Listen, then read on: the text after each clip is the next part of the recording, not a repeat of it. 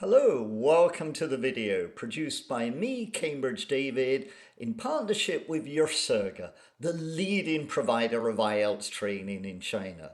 And today we're talking all about a time when you received bad service.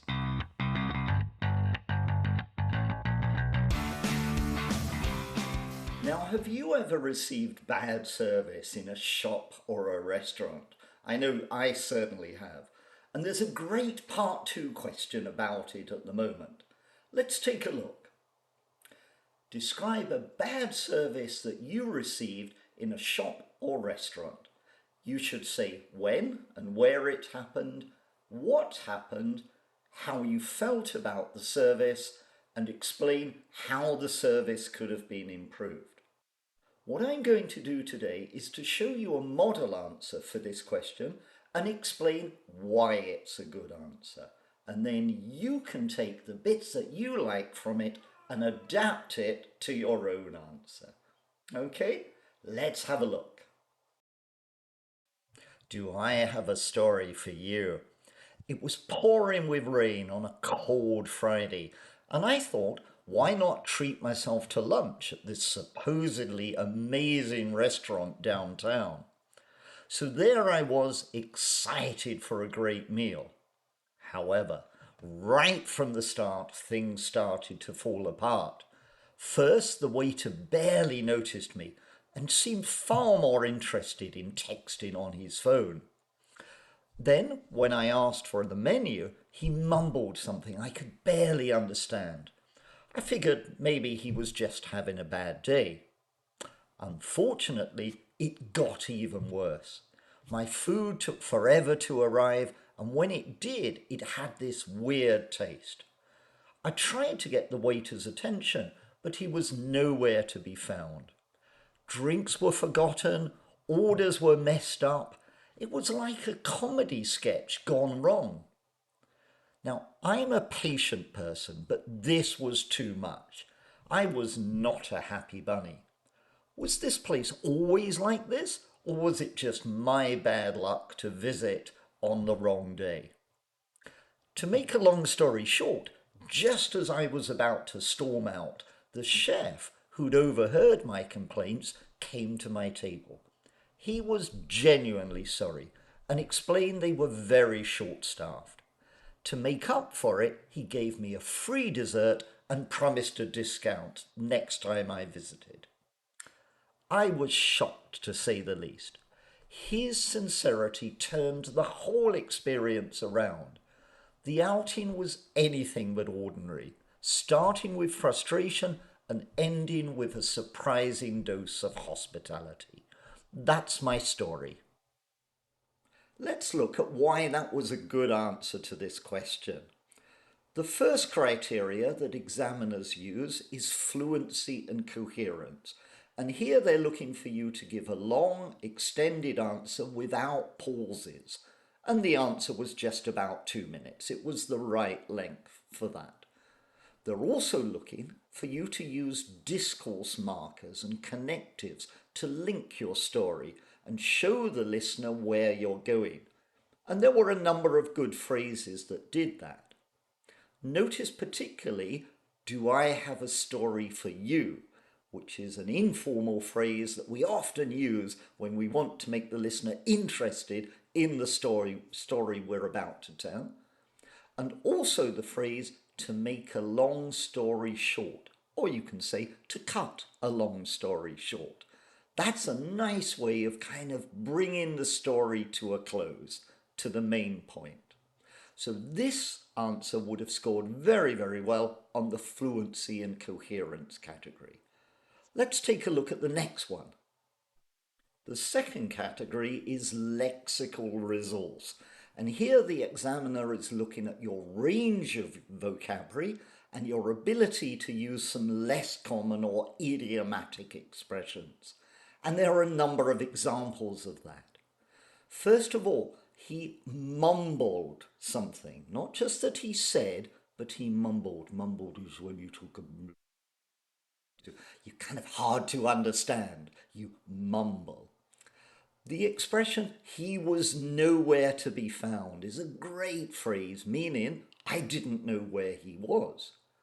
I was not a happy bunny, a lovely idiom, meaning I was a bit angry.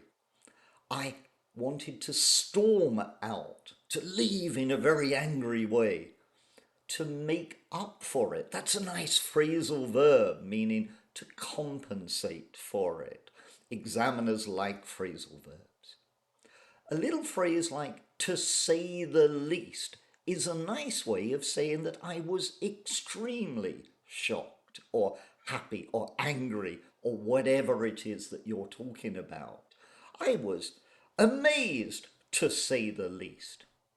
And finally, a lovely word, a dose of something. Now, normally we talk about a dose of medicine, but you can have a dose of kindness, a dose of hospitality, something like that. So it's used metaphorically. All in all, very, very good on the lexical resource category. Let's look at grammatical range and accuracy. Now, whenever you're talking about an event, you're going to be using the simple past most often, and this answer uses the simple past correctly throughout. It's also got a nice example of the past continuous. We use this when we want to set the scene and describe the longer event in which our simple past event happened. So, for example, it was pouring with rain, that's the longer event, and I thought, why not treat myself? That's the short event. You've also got a nice example of passive voice here. Now, we use passive whenever the action is more important than the person doing the action. So, drinks were forgotten, orders were messed up. Examiners love to see passive voice. You've also got a good example of past perfect here. Now, past perfect is used whenever we talk about something before the simple past event. So, my simple past event, I was about to storm out, but the waiter had overheard my conversation or my complaints, and therefore that happened before, so I use past perfect. So all in all, there's a very nice range of past tenses in this answer. It would score highly on the grammar criteria. In the pronunciation category, you're looking to add some native speaker features to your speech. And one of these is to put stress on words that you think are particularly important. For example, why not treat myself to lunch at this supposedly amazing restaurant? Or, my food took forever to arrive. Or, I was not a happy bunny. All of those use stress to convey a little extra meaning. I can also use intonation to give an indication what's coming next. So a rising intonation would tell the listener that there are more details coming. For example, drinks were forgotten, orders were messed up, blah, blah, blah. Whereas a falling intonation indicates that I'm coming to the end of my sentence. Starting with frustration, but ending with a surprising dose of hospitality.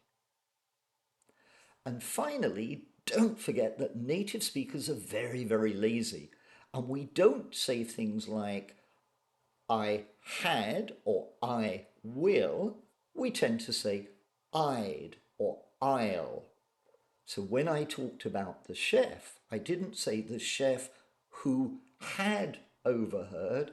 I said the chef who'd overheard.